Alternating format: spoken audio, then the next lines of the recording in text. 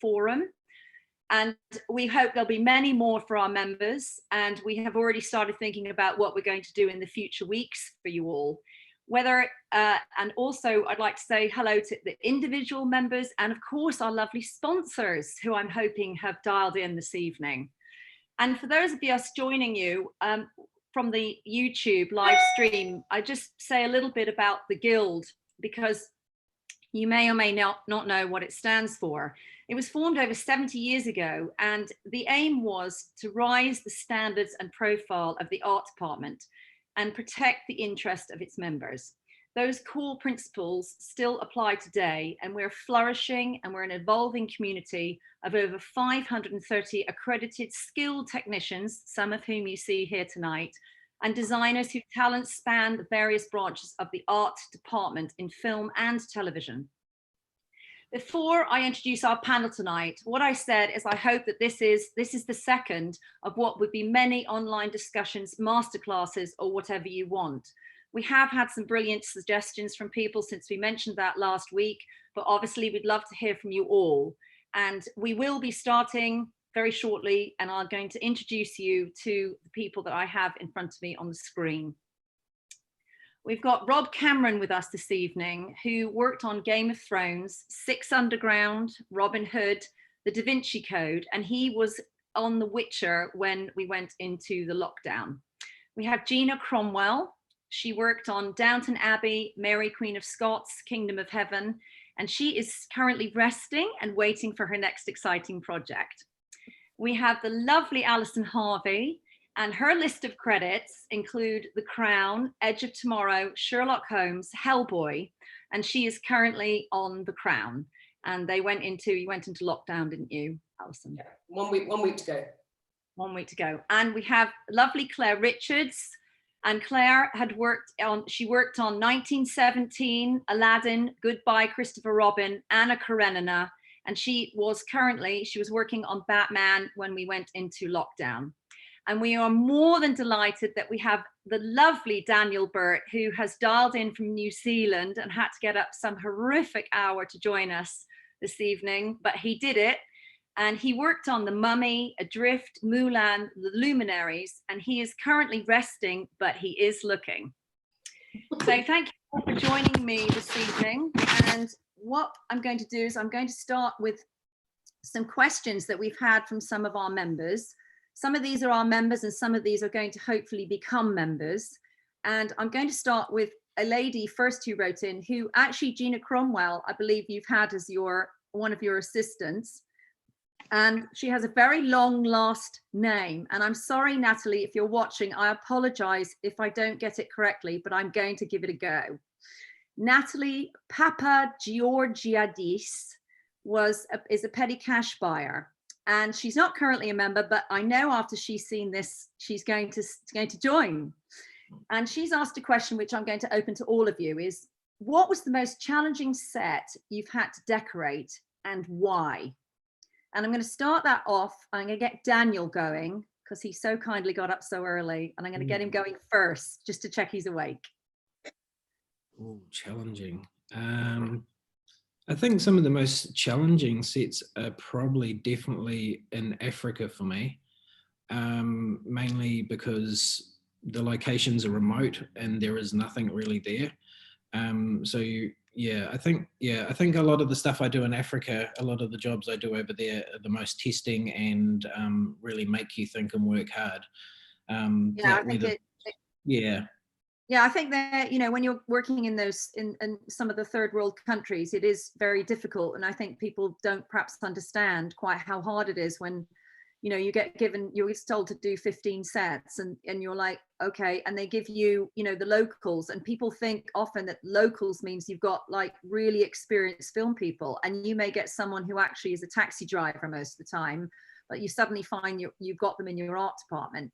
But would you say, Gina, you've worked abroad too. Would you say that that's the exciting part of it, is meeting those people? Because it sometimes can make it a bit more challenging for you, but also quite interesting meeting people from different walks of life. I definitely think it's interesting meeting people abroad. I mean, you don't really meet people on holiday in the way that you interact with them when you're abroad in their country. yeah, you get so much deeper into, you know, the culture, and yeah, they often, you know, they bring you into your homes and you have meals with them, and yeah, it's great. I love it. Do you like, what about the others? Do you agree? Have you had an enjoyable, you know, have you had an experience? Do you like it when you get to go away and meet different people? Yeah. Claire, you look like you're on the ocean to me at the moment. You're kind of roving around. I don't know what's going on with your screen. Who's that? It's making me feel a bit like I need to take a tablet. Who's that? Me or Ali? You're wobbling around. I think it's because I'm balanced on my knee. Because yesterday I had it on the table and it's like it was a bit too low or high. Or was there not a table that you liked? Was there not a table you could dress in there, Claire, that you liked? Can I just say my Moroccan experience working abroad? Yes, we do. We'd love to hear about your Moroccan experience. We were dressing a rooftop kind of bar, and when we struck it, the locals decided to get the furniture out by just hurling it off the roof onto the back of the truck. So that was from a company who will remain nameless, but is a UK prop house. But yeah, it was a bit disturbing. Yeah. So I once worked on something and I didn't there was a whole load of stuff that had been delivered and I really didn't like it very much, and I didn't really know how to get rid of all this stuff, you know, because we were away, and of course the locals thought it was hilarious because I invented a game, and it was a stone throwing game because they were all these pots. And so we threw stones at these pots, and we were trying to get further and further away and higher up to see who could do the most. And then, well, I had a friend, and he's fondly known as Nick Quartz. I don't know why. And he came and he went, "Oh, that's really silly. Why don't you just do it like this?" And he got a cart and he just literally pushed the cart against all these pots, and they went down like playing cards. And I've never laughed so much in my life. And then the line producer came down and saw us. And he was going, what do you think what are you doing? Like this. And I went, "Oh, it's fine. We're aging the set down." I was away in Scotland, and we'd had to walk about half an hour just to get to the location from where we were dropped off, and there was no loos or anything. And we were hanging fish skins, these oily fish skins, onto these racks on the top of this hill, and there was just water all around us, and then it would just start raining and the wind was crazy and the skins would just slap us in the face and all the oil, and we were just covered and stank. And so at the end of the day, about 7 o'clock, we'd go and dry off in the local pub, and they were like, and it was in Taboo, so it's in the middle of nowhere, but there's this kind of like really, really tidy community, and they'd be like, "We really like you as a film crew, but you really stink. Can you just leave all your shit outside? Because you absolutely strip off." So we used to strip off and leave all our wet weather gear because we used to try and dry it by the fire with the band. I'm sure Daniel and Rob and Alison, I'm sure you've all got some stories that you can tell about those things. And I know I have, and some of them are not repeatable, unfortunately. Over on this thing, we can save that for later. I was going to ask you a question which came in from the lovely Heather Noble. Hello, Heather, if you're watching this evening. I'm sorry I didn't get to ask this question last week for you, but she's asked, what set had you stumped?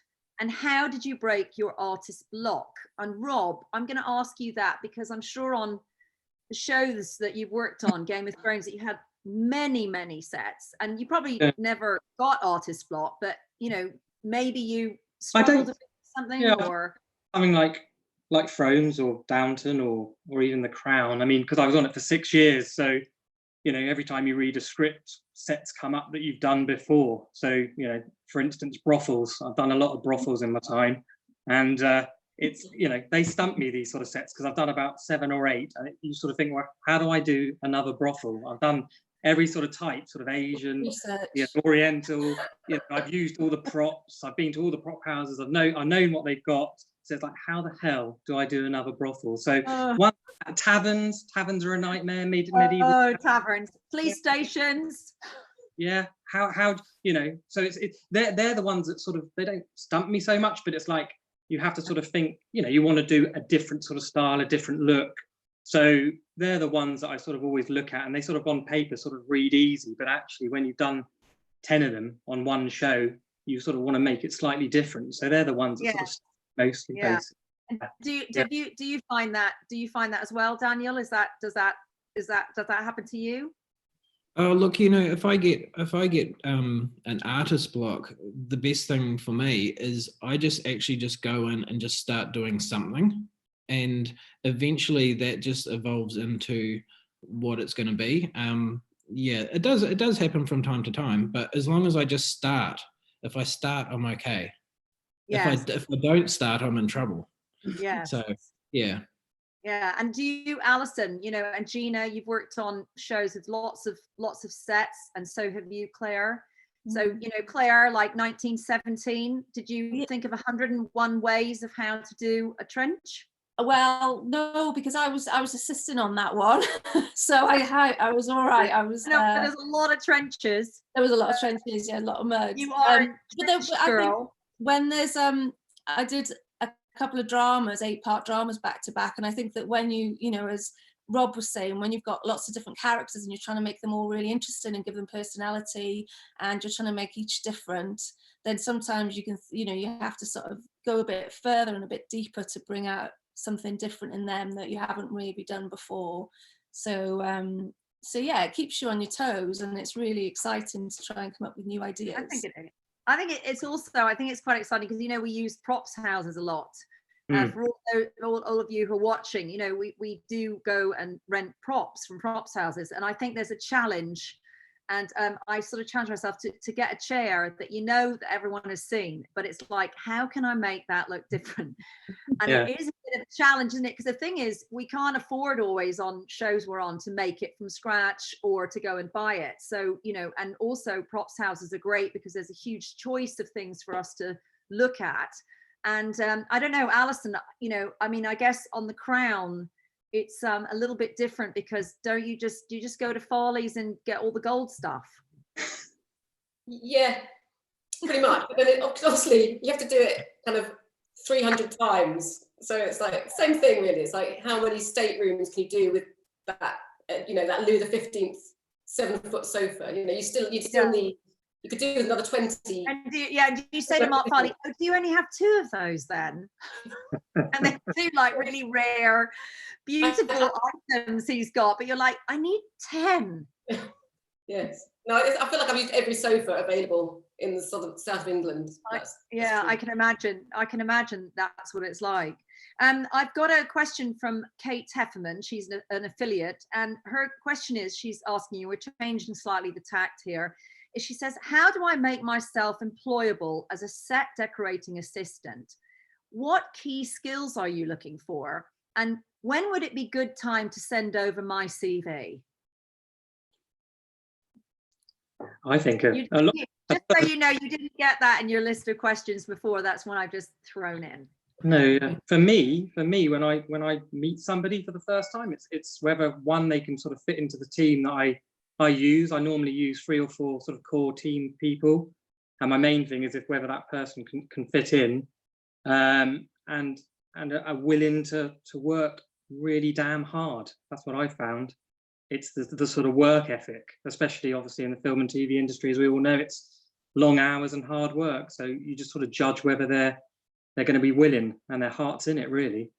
Do you find Miss Richards, when you employ people and they come in and see you and they show you a portfolio, do you when they walk in, are you looking at how they're dressed, whether they're on time, or and they, what are the things that you look at as well? Rob, you have talked about whether they're keen and they're excitable. I mean, I guess yeah. What is it that when they've left, you kind of know, I think I'm going to work with that person? Yeah, I think you get quite a good instinct quite quickly, not necessarily maybe on what they're wearing, but just in the way that they present themselves. And I think that if they've got a good knowledge, of prop houses, if they can measure up a room. I mean, I have been doing my little teaching courses, and I think that these are the things that I try and get across to them, that by being able to measure up a window for nets and doors, and be able to just draw a quick plan of a room if you were to send them off to measure up a room if you haven't been able to take measurements while you're there on a recce, for instance. So I think that there's those key skills that are really good, and if they can sort of get on board with that and they come along with that little package of skills, then I think that's really important, as well as what Rob said about having that personality to really get on with everybody, and you know that you can leave them alone maybe on set with the director and they're not going to embarrass you too much. Yeah, so Daniel, do you you look for those qualities in someone when you are looking for an assistant? Just in case I was going to like. Yeah, definitely.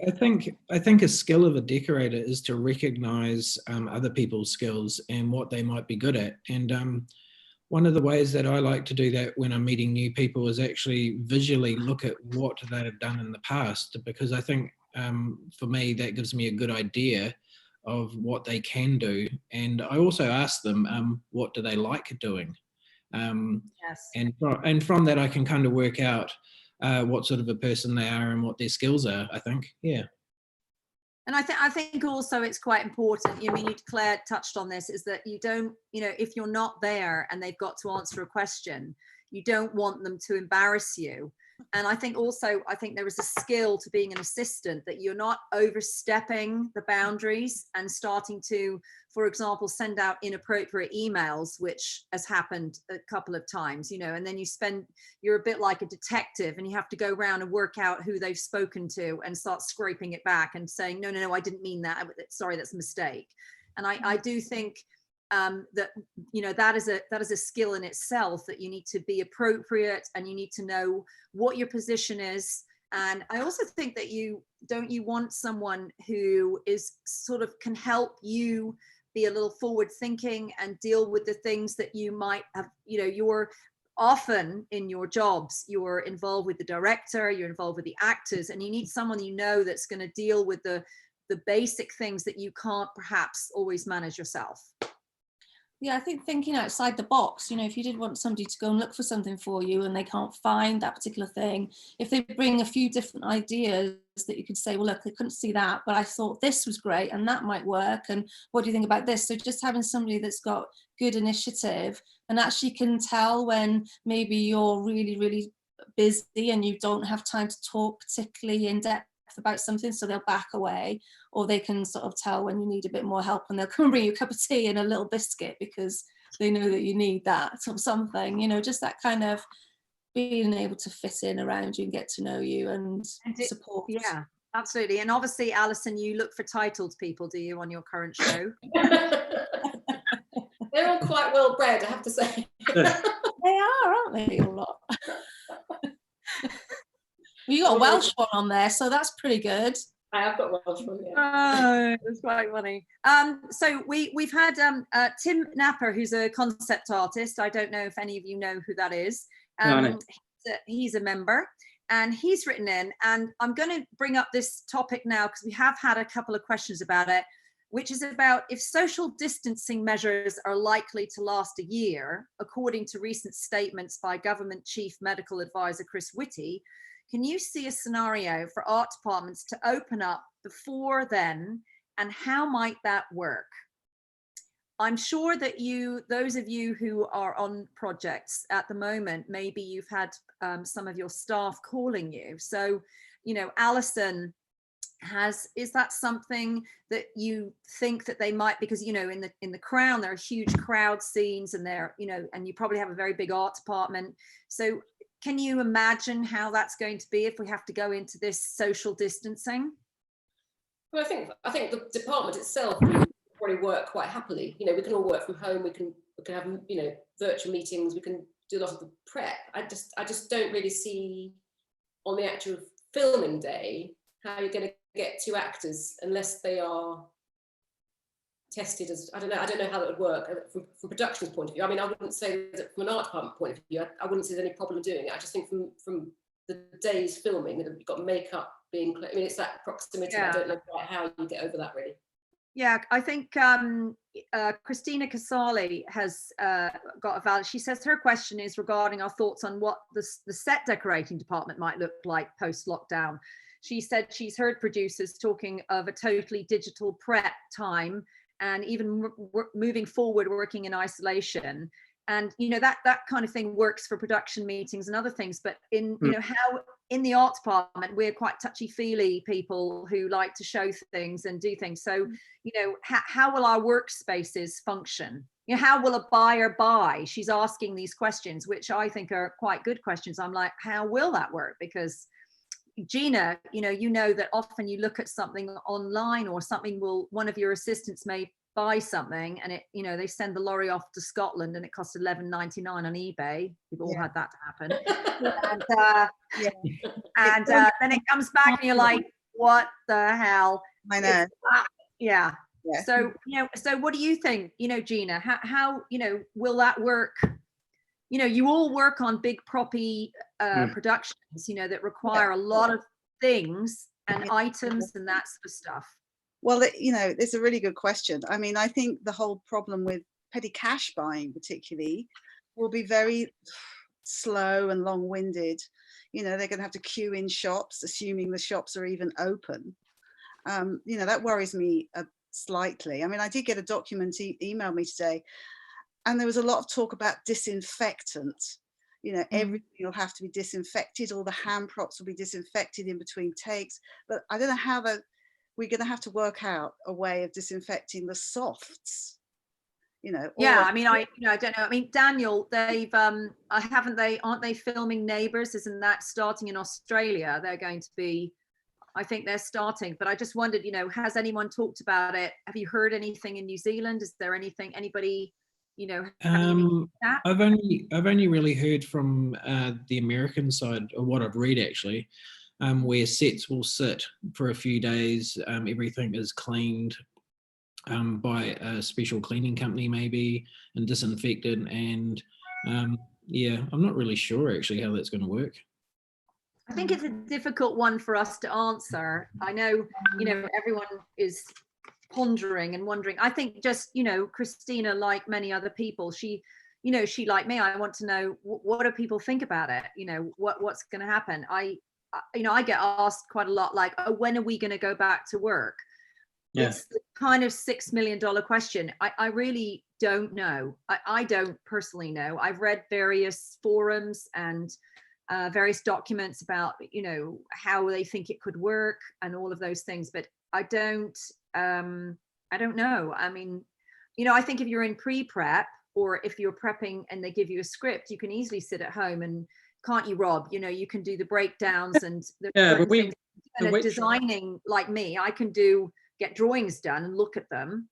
Yeah, but like you said, as a department set deck, I mean, I love being with the team. I like you said, to interact with the prop guys and the drapes and like I said, I got a core team of like 15 people in 2 separate offices. I haven't thought of how it's going to be, as in if we go back to, we 5 to an office, and then I don't know, because then we're off to the art farm, we're off to construction, we're interacting with them. So on a daily basis, we're mingling with visual effects, special effects, we're mingling with everybody. So how you cut that down, do you just say the set decorator alone can only do that and the assistant set decorators can't? Because Ollie Walpole, who I've got at the moment, he dresses a set.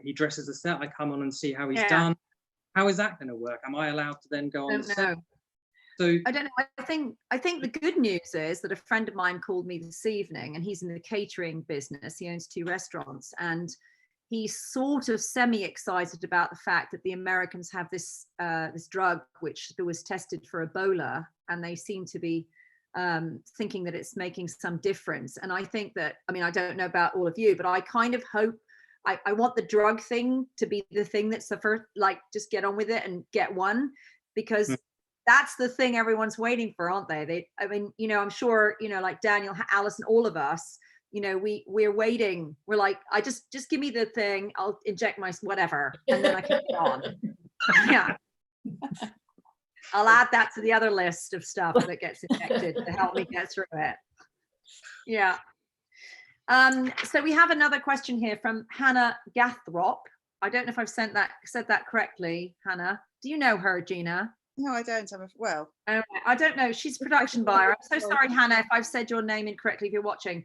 She's asked a question. As you're in quarantine and we have plenty of time on our hands, if you had a film or two that really ignited a passion for set dec, what would they be? These are a couple of new questions which I didn't give you to look at previously. So, you know, is there something that you've seen recently that excited you, that you thought was great, or is there something in the past? Alison, you know, you were in the art department, art directing, and then you switched over to be a buyer, and now you're a set decorator. Yeah. You know, is that? Well, in terms of something I've seen lately, do you think? Well, it could be something you've seen lately, yeah, like you could have seen it today.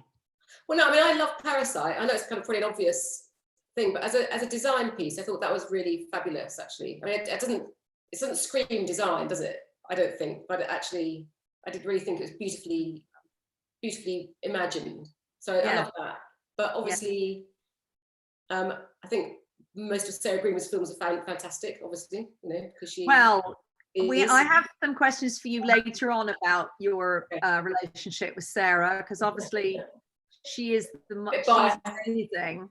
She is amazing. So, you know, I know Claire, you know, you've worked on things, you know, and you've seen things, and you work, you know, you're currently working on a very big film. You all have Daniel, Rob, Gina, but is there something from the past with any of you that you know, you watched it and you just thought, you know, I remember something like when I watched The Last Emperor and that big piece of orange fabric, when that little boy just walked up against it, and that was mostly because of Storaro's lighting, and I just remember it deeply affected me many years ago, and I have that image in my head, and I just remember how absolutely amazing that moment was.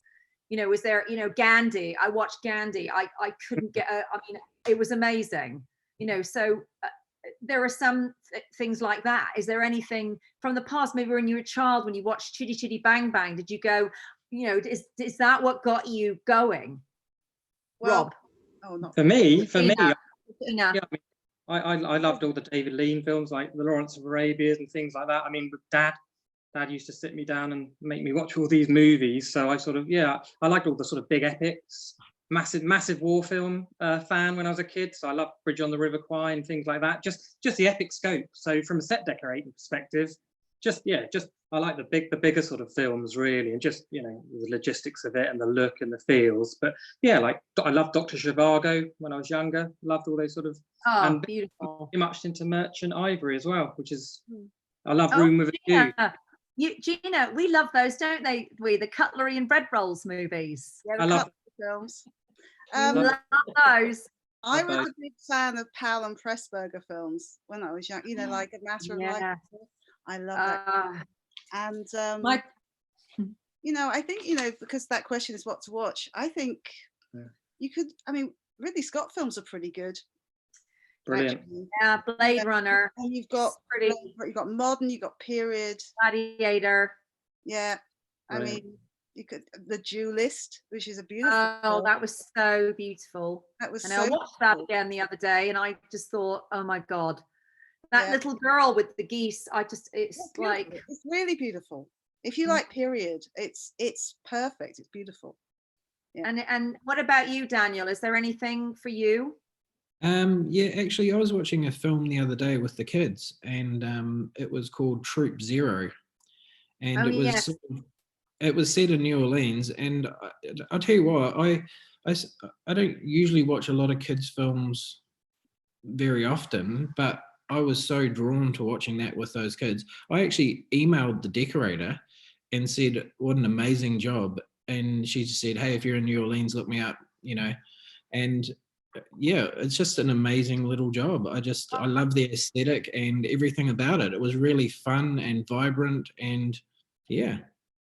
I think that's very nice that you just brought something up about telling another set decorator that you enjoyed what they did. I wrote to Nancy Haig, who I got her email off someone because I'd watched Once Upon a Time in Hollywood, and I just needed to tell her. I just felt so over, you know, I needed to tell her. I had to, and I was like, I want to do it. And I was really worried that she might think I was a bit weird you know, write her. She wrote me the loveliest email back, and I'm actually so glad I told her. And she said to me, she said, it means so much to me that you wrote to me. You know, I think it does, like, you know, and I think that's something that I know when I was a set decorator, I didn't often get emails from other set decorators, and I, you know, I didn't, and I thought, oh, why? And then I kind of, in a weird way, I was like, but I kind of want them to tell me, because we're all doing this. I kind of want to know if I fucked up, or did you really like it? You know, I think you know, one of the things that is the, you know, Adam O'Neill was, we were talking about things like having to repaint sets and redress sets, and I just, you know, on that note of kind of like talking about how great everything is, but also, have you ever been on anything where the director has come in, and you don't have to say what it is, but has come in and just gone, I hate that, and it's had to be completely changed? Has that actually ever happened to any of you? You can, it might not have. Not yet. I'm not saying it's necessarily something that you've done, but I'm just saying maybe the designer has like royally fucked up, got it all wrong, and it's had to be changed. I've got one anecdote. It's not quite to do with that, but I had to stand in as a standby on a job for a designer who will remain nameless. And we're on the top of a hill, and he said, oh, the set's down there. Yeah, I was only there for the day to do standby. Just go down there and just introduce yourself. That's the director down there. Go and introduce yourself. And anyway, I'm off. So him and the buyer got in the car and went. And I went down and said, oh, hello, I'm Alison. I'm on standby with you today. And he went, all right, okay, great. So what have we got here? And I said, well, look, this is the set. And he went, oh, it's a shipyard. Where's the boat? And I was like, there's no boat. It was supposed to be. And I rang and I said, apparently there's supposed to be a boat. He said, oh, just hang up and start calling as if it's behind it. So yeah, that was. I don't think I've ever. I was trying to think if I, you know, I remember back in the day dressing a set, and the prop man, you know, I'd go in like halfway through the day, and then standby props come and they'd go, I'd say, how's it going? Like that, and they'd go, well, he's moved a few things. Ridley, like moving around, because he does that, right? And I went, oh right, but it was like I'd really fucked up, you know, because he had to move a chair, and I was like, and of course I think perhaps I thought I was going to run away and cry, but the thing is, we'd all agree, wouldn't we, that we dress it the way we think it should be, we hand it over, and it's toys, really. You're giving them a whole bunch of toys to play with. And if a director comes in and wants to move the desk from where you've put it, or where the thing is, isn't that their decision to make? Ultimately, you can only offer up where you think it looks the best. But if they try to move that, or if they want to add a few more bits, or if they want to take something down, isn't that their choice? Or do you feel that it's just so kind of like set that, you know, you mustn't touch it and it's my thing? And do you get very anxious if people start fiddling with your stuff? Rob? I used to. I think the more I do it, the more jobs I do, I'm less sort of overlooking it sort of on set. I think, especially the jobs now, I think you dress the set, you show them the set, you ask them, or you talk to them about the vision that you've got with the designer, obviously, and then you've got to move next set. There's so many things to move on to. You can't worry about a chair. You've got standbys moving it. You've got the DOP who wants to move it. Yes. So I mean, most sets I do go on, and it depends on the person you're working with.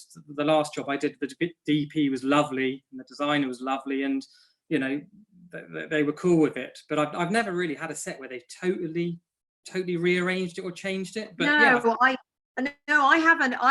I mean, I've been on things where there's been a sort of question about the paint finish or something like that, but that's been sort of back, you know, when I was set decorating, that was sort of out of my control, really. That wasn't something that I had made the decision on, you know, and so it's had to be changed. And you know, I was on one show, and the director wasn't the best at giving information about how they wanted things to be, and so a whole pile of rock turned up, and all this rock got put down, and the director decided kind of literally about 4 hours before they're about to turn around, I don't want all those rocks anymore. And it had literally been about 16 lorries or 18 lorries of rocks. And when you're in a third world country, making that phone call to get 16 or 18 lorries to just rock up in like 5 minutes to clear all those rocks, that is not an easy task. And it was like, you know, you want to dial 1-800 Annika Rice or the SAS to come and bail you out.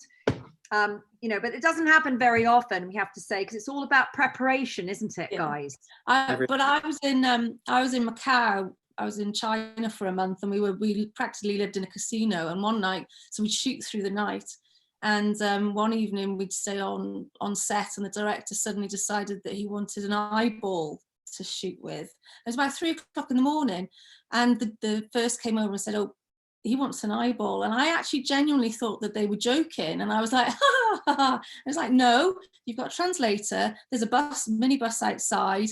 Go and scour the streets. I'm like, well, what the hell's going to be open? And they're like, well, we're in a world of casino. There's all the pawn shops.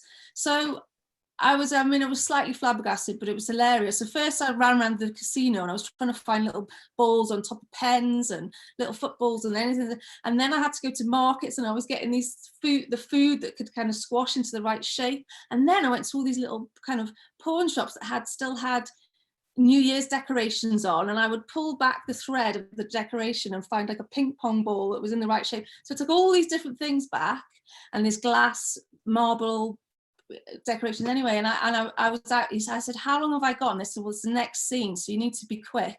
So I rushed, I got all these different things, brought them all back, and then they just had to play with it all and didn't bother with any of it. And it was like, really? You just tell me what? At least you came back with something, and that's an example to all you assistant would-be set decorators that are listening.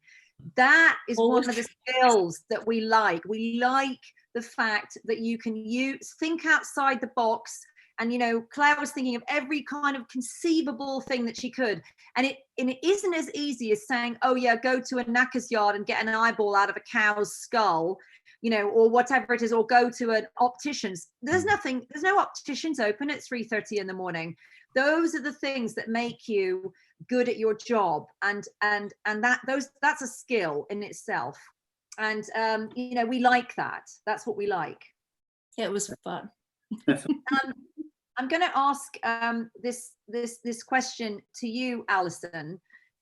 It's come from Hannah Gathrop, who I think, Gina, do you know her? You seem to know everybody, but I don't know. Do you know her? No. No. Okay. So she's asked the question, how did you navigate the transition between roles as you worked your way up through set deck? What do you feel the pitfalls people should avoid as they progress, or facets they should show? Is that one for me? That's for you or Alison. Hey, Gina.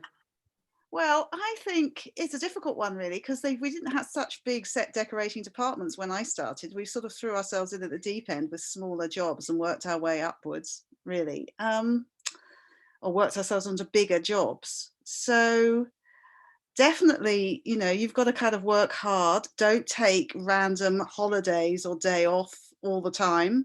You know, you've got to be there for us all. It's a team, you know, spirit. We've got to all kind of pull together. What else can I say about it? How do you navigate your way through?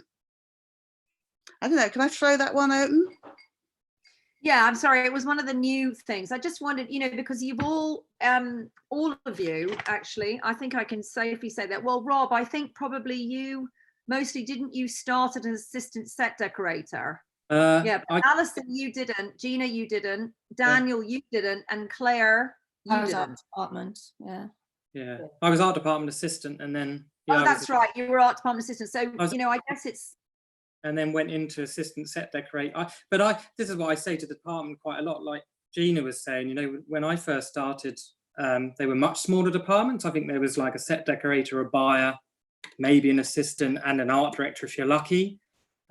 So you learn a lot more, I think, on the jobs. You had a bit more to do, and then I sort of worked my way up I did about 13 jobs as assistant set decorator, working for like Peter Young, yourself, Richard Roberts, Anna Pinnock, and basically I learned off the best people. And then when I eventually got to set decorate myself, you sort of pick the best bits and just go with that. So I think the best bit of learning, you got to. I think you should be an assistant for at least half a dozen jobs, gain as much experience.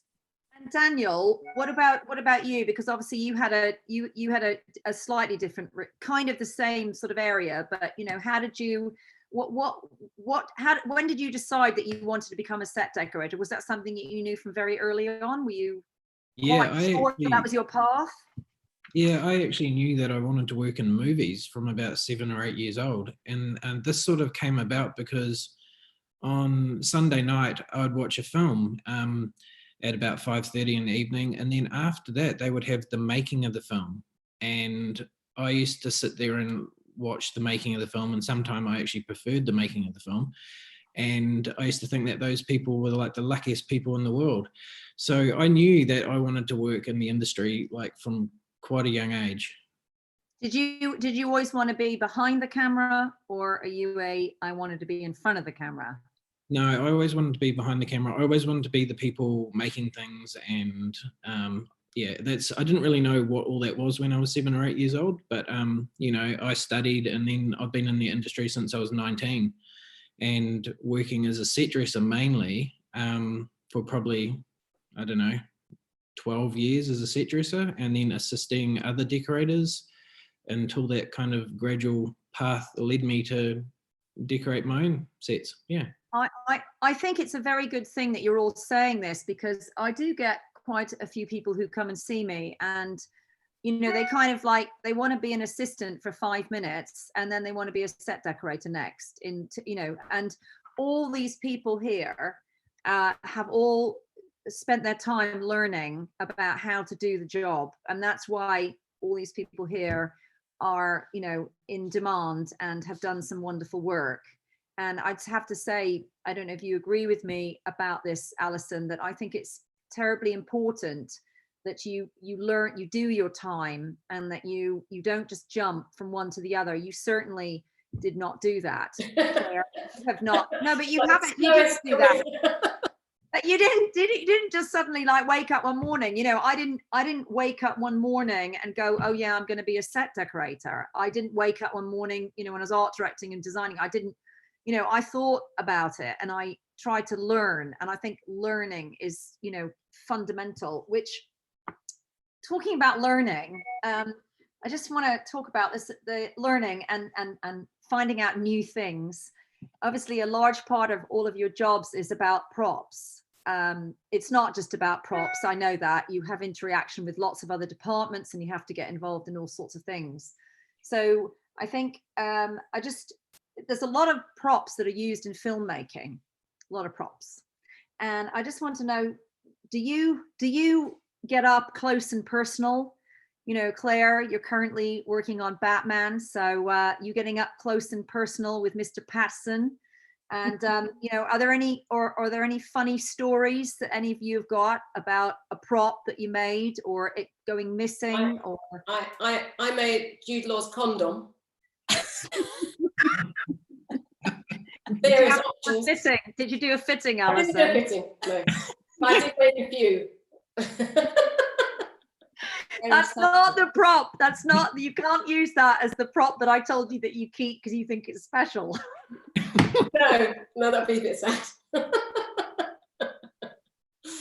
I had to do like this. When I did the wheelchair for Theory of Everything, I had to get quite up and close to Eddie Redmayne, who was lovely, but we had this kind of like the footrest. It just kept falling off all the time. I had to keep making new ones because then it'd snap because he'd have to like force his foot down onto it. But all those kind of like silly little things where you just think, please don't go wrong. Please don't let the wheelchair go over 8 miles an hour crazily down the road when he's trying to go in it. I mean, it was kind of all sorts of wheelchair scenarios. I can imagine, yes. I imagine it was quite, and it would have been quite amusing, but you can't really laugh all the time. Mm-mm. About you, Daniel, is there anything about, a props, The Mummy. Yeah, I like to spend time with the actors in the set, and I really push for that. So if I get a chance well, it doesn't happen all the time, but I drag the actors in there if I can, and you know, put forward ideas and let them know how I see the set and all the working of it and how to use the props properly in the space. That's something that's really helpful for me on film. So I make sure that I'm part of their world and they know who I am. Yeah. Yeah. So, which leads me on to my next question, which is there a prop or is there something that you have kept or that you just had to have from a previous production, or there's something that you love or something? Is anybody having it? I think that Gina Cromwell, that you have something you'd like to share. Yeah, but it's not what you were thinking. What are you? I think you think. Yeah.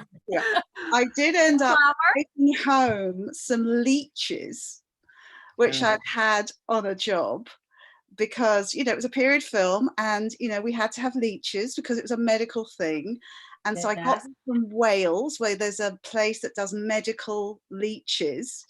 So they arrived in the post, you know, and they did their thing on set. And this is where I hadn't thought it through really, because what do you do with them afterwards? They wouldn't take them back because they were sterile. What and do you do with them? What Gina? do you do? You can't leave them. You can't just throw them away. You have anyway. So they kind of made friends with me, and I brought them home, and I had them in a big vase, really tall vase, and they used to flip up and down, and we had them for about a year.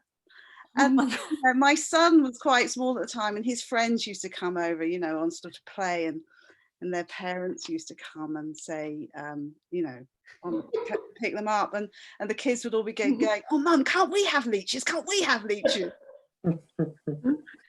Oh dear. So there we go. That's nothing like what you expected. No, but I love that. That's I love that. I'm sure people watching are going to feel like she's But it was a really good. They were beautiful. They were sort of they were like rainbow colours, you know. They are quite amazing. They are quite fascinating. Yeah. What about you, Rob? Do you have something that you like that you've kept? Yes, I didn't really say, but I take quite a few bits of different films. I do. But is there something that you really, you know, that it meet the reason that I've taken it's just a simple thing, technical drawing that my mate Harry, who works for me on quite a lot of jobs, did on Game of Thrones. So it's just a piece that I've got hanging up, and an original from Harry, that, you know, just memories of Thrones and something that he did. Yeah. So like that, you know, I've got a little I got another prop. Those things are lovely, aren't they? Yeah, to look at. You know, everybody's made in your department. It's just memories. It's I know. I love that. And Alison, what about you? I've got a non-broken breakaway of a bust of a crying baby, which we had on Sherlock. It was a cast from that one, eccentric. It's like it's Victorian baby. It's about that big. And it's just like it's not probably quite amazing. That sounds quite a complicated little thing to make as a breakaway. Yes, it was. Yeah, but it didn't get broken, so I've rehomed it.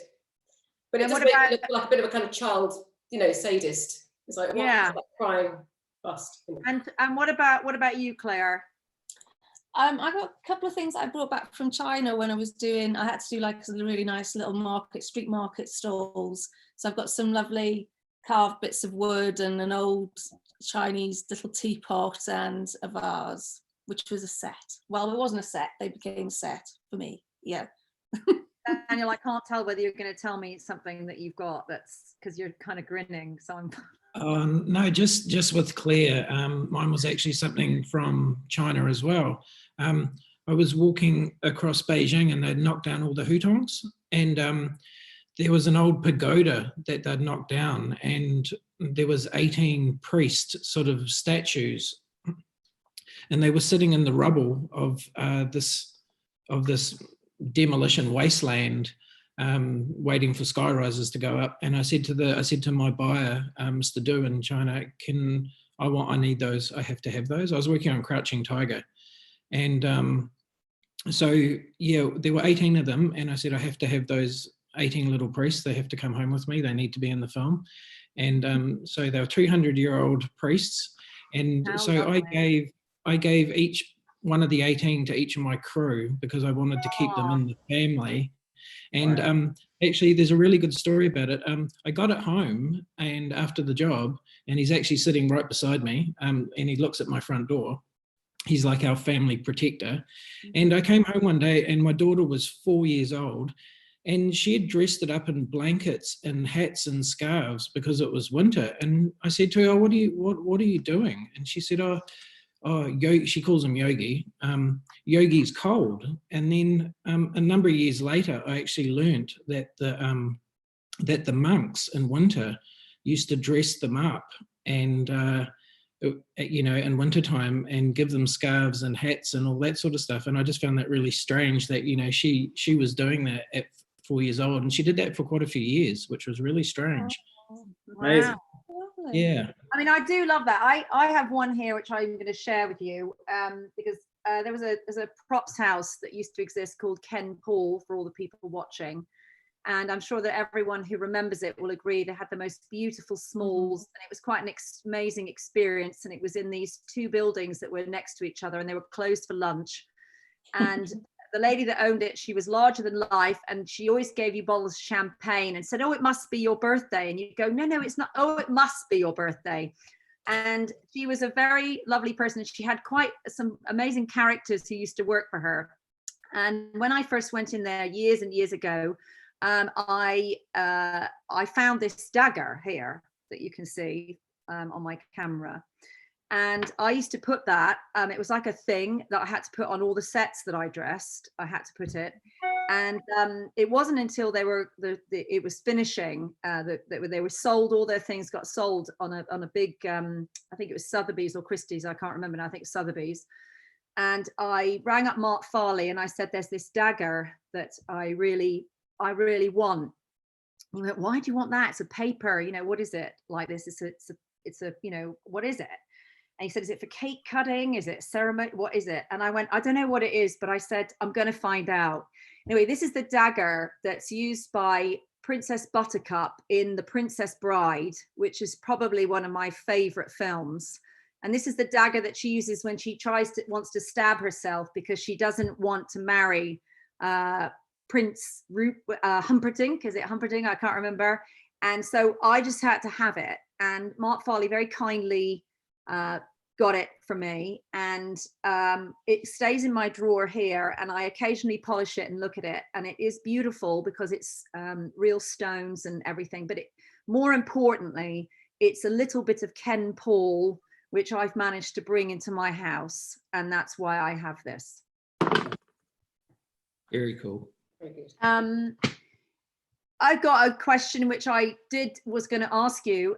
We're doing quite well on time. We've got a little bit time left. Have you ever been caught in front of the camera? So in other words, have you perhaps walked in on the set? You might have done this many years ago when you were youngsters, and the camera's pointing towards you. Do tell if that's happened to you. And I'm going to ask you, Daniel, you're smiling a lot, so I'm not sure. And Rob's smiling, you're all slightly grinning. So I'm thinking, maybe that happened. Alison Harvey, you're very dead straight faced.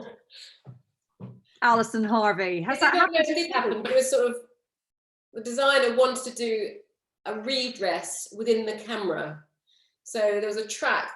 So the room had to go from being derelict to inhabited and dressed within the time it took for the camera to go the length of the room and back. So that didn't go that well, really, in the end, because we're all hiding in cupboards and under tables and behind cloth with things on sticks. And we had to run in, take all the dust sheets off, like kind of crawl over the track, put the tables in, dress it. And of course, I fell over and then, we did it eventually, but it was quite difficult. It's a good comedy moment. What about you, Gina? No, but I do remember working once with a standby years and years ago who used to crawl into the set while they were shooting to sort of slip props up on the tables, things like that, then crawl out again, which was really funny. I had an embarrassing moment on, I did Troy out with Peter Young in Mexico, and Anna Pinnock. And there was a scene where they were up on a temple on the top of a dune, and there was Brad Pitt and the director, about 150 extras. And Anna had asked for one of these temple sort of objects to be taken up to her. So I got on a quad bike, and because I was young, I didn't do the gear quad bike. I took the automatic because I was nervous. I didn't know the automatic doesn't get up dunes very well. So I'm going along this quad bike bombing with the prop to get to Anna. I'm way down here. They're up on this dune, all I didn't know they were shooting at the time, so I bomb it. I think, fuck, I better get up the dune. Start going up the dune. Didn't know I was on camera, all the way up. And as I'm going up, it loses power, and my back wheels start to sink. So the back wheels start to sink. They're all standing there, all looking at me. This arsehole, this young guy, they've all stopped shooting, all looking at me. I'm halfway to getting there. The quad bike's sunk. I get off the quad bike, I get to the back of it, and all my strength, I'm trying to get these damn wheels out of the sand, and they're all looking at me. And I eventually get it off, and I just stand there defeated, and they're all just looking at me. And then the prop man comes down, helps me out, and off I go, in shot. They weren't even angry though, they just sort of felt sorry for me. Always use ears when you're in sand on a quad bike. Is it coming back to you now, Claire, that you got involved in something? Well, it was, how long ago was Gladiator, Sonja? 20 years ago?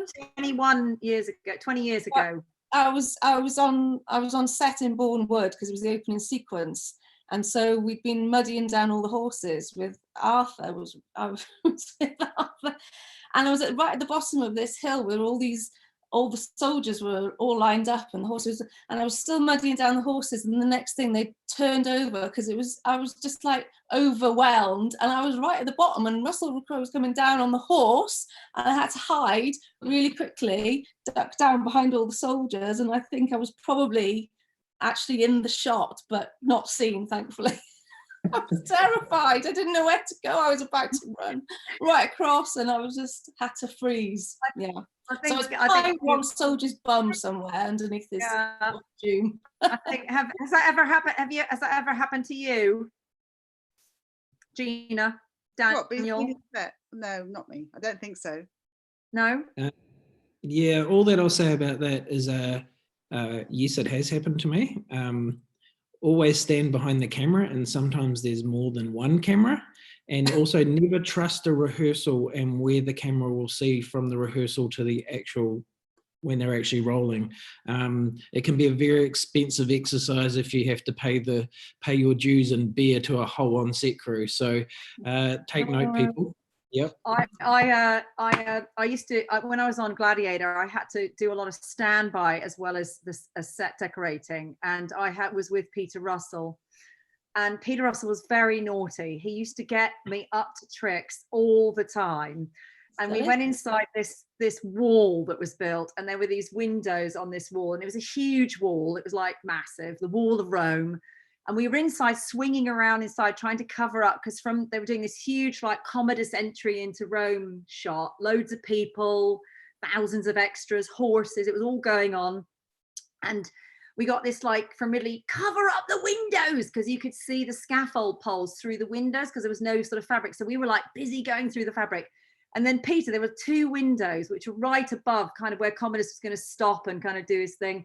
And he made me put this fabric over my head like a scarf, like an old lady. And I had my sleeves rolled out, I didn't have a watch on. And he said, come on, lean out and act like this. And I was like, what? And he was going, Commodus, yay, Commodus, like that. And I was doing it, and I was thinking, what are we doing?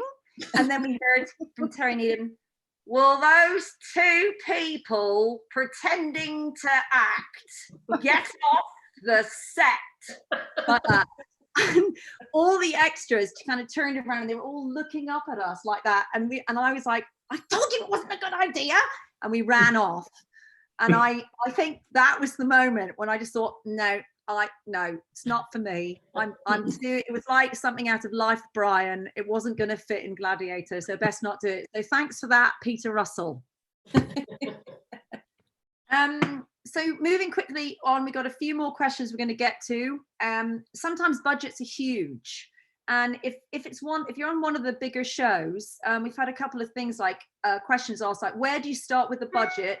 What's the first thing you throw the money at? Do you sit and you look and you go labor? Do you what do you do? How are you always right about that? Do you think you're quite good at budgeting on the whole?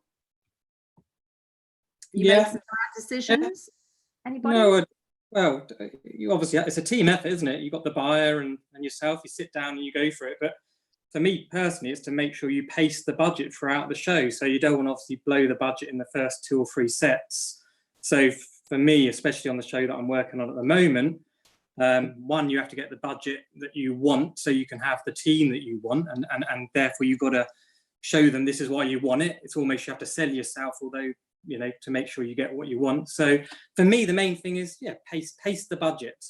I think that's with television. I think because quite a few of us have worked on television series, and I think that's always the thing, isn't it, to stretch it out. And Daniel, working on The Mummy, and you worked on some big shows, so you all have. But I'm just, is that it's the same, isn't it? If you're on a big film, you have to think about stretching that out, and and is labor, like do you think, oh, there's an art director or there's a drafts person I really want and they're going to be a bit more? Do you look at that and go, yeah, I am gonna get the money for that person because that person's worth it? Yeah, I'm probably before I sort of start the job, I ask a lot of questions, and so I can kind of try and gauge all of this sort of stuff before I actually start, so I can actually start thinking about it. And once I actually start, my first budget's I call it my Daniel Dream big budget, where I have way too many ideas about everything, but it sort of gives me a direction, and then I try and gather all the information that I can get as fast as I can from director, designer, locations, production meetings, wherever, and then probably on about version 4 or 5 of the budget, it kind of gives me a realistic sort of approach of where to spend the money, and also where we can whether or not I can actually have those people. But I try and actually do budgets before I start jobs. I know that sounds weird, but yeah, just because I like to know where I'd like to be when I start. So yeah, I think, would you say, Gina, like when you're reading a script, as you're going, are you kind of weirdly thinking in the back of your head money, because that you're going to be asked by a producer any second? Gina, what do you think it's going to cost? A budget. I mean, it's a bit like Daniel was saying, it's really good to get a lot of this sorted out before you start, really, to make sure that the sort of budget that they're working to is going to afford the people that that you're even sometimes even the basics. You need to have the team in place. It's really important. I mean, I think that's the first thing that happens anyway in terms of money, making sure that you're properly crewed, and you're not going to be a weak link, really. You're going to have everybody that you need. And yeah, I think because that's even before you start the script, because in my case I don't often get the script until I've agreed to do it, so I need to know as much as possible before I've kind of signed up. Yes. I get a lot of information from the designers I work with, who are usually incredibly, we talk a lot before we start, as to the crewing and what we're going to need and all the rest of it. So, but then when you start breaking down the scripts and stuff like that, you obviously get a lot from that. But labor's a big deal, I think. You sort of have to have a couple of versions almost, because you don't know sometimes whether it's going to be a location or it's going to be a build. So one is going to cost more than others. And then I think sometimes you're opening your first set is quite important as well, that you're establishing and you're handing over to the crew. Sometimes you might need to have use a little bit money wisely on that first one. And the sets that are kind of more key than the littler ones, I guess. So then you sort of mix it around. Yes. That way as well. We've got a few minutes to go, so I'm just going to ask you a couple of questions each, just quickly. So Rob, it must have been amazing getting a BAFTA. and of course the British Film Designers Guild Award, and all the other awards you got for working on Game of Thrones. What was the first thing you did to celebrate? Oh Christ! I mean, told my mum. Did you phone up Mummy? That mum, didn't I? Phoned up my bruv. That was it. And then I was so tired, so exhausted when I phoned up my parents and said it, and they were very proud, and I was very, very lucky to be on such a show. So yeah. Yeah, it was amazing. Well done for that. And Alison Harvey, you've worked on some huge films with Sarah Greenwood, and you worked on Anna Karenina and Sherlock Holmes. And I think what would be interesting for the audience is what it was like for you. You were a buyer for her for quite a while, weren't you? And did you do assistant? I've done everything for her. I done everything for her. I just wanted to know, for people listening, what it was like for you when you made the jump and you decided to break away from her and go and be your own set decorator. Well, I'll say I wasn't really planned. One day I was doing Beauty and the Beast, and the Monday I was on the Crown, and then I was only on the Crown for 2 weeks. And then, 4 or 5 years later, I'm still on it. So it wasn't particularly a plan. That was it. Huh? They were impressed by you, weren't they? Desperate. They were. We need help. Anyway, so I would still. They were the most brilliant people to work with. Sarah and Katie are just so inspirational. They're just Sarah. Their work is, their things are beautiful. Their sets they're beautiful. So So I think that must have been an amazing experience being with them. But you see, now you've branched out and you're on your own, and it's going really well, and you're working, which is great. And Gina, you've worked on quite a few period shows. Yeah. And I just want to know, what is your favorite period that you've worked on? I like the Georgian or early stuff. I really like early stuff, I know there's a lot of brown wood involved, but I do like that time. I like, the further back the better sometimes. Yes. Yeah. I think it's fun. It's fun. I think it's a great period. I mean, I loved it when I did Taboo, and I did, I love all that. Yeah, absolutely. Daniel, what's coming is that you worked on Avatar. Yeah. And it is one of the most stunning films. It still is. I don't know if you've all seen it, but I'm very much looking forward to the next one that comes out. And I remember going to see it with your brother, actually, Rob, and we both had our mouths open when it started because we just couldn't believe what we were watching. And I just wanted to know, what was it like for you working on it? If you could just a couple of sentences, because we're running out of time. And did you get to interact with James Cameron? Yeah, look, I went from a World War II job straight to in the tropics to a science fiction job, which was Avatar. My job was, I was an on-set dresser on that, and I think I probably learned more about the technical side of filmmaking and things like visual effects processes, and like LED lighting was like super new, and so all that technology and stuff, and also the scale of the job, it was massive. It was a massive job. And there was some crazy things that happened, dressing elements to camera, wearing 3D goggles, looking at monitors in worlds that didn't exist, and like props for interacting with characters that weren't on the set. That stuff was all really, really interesting.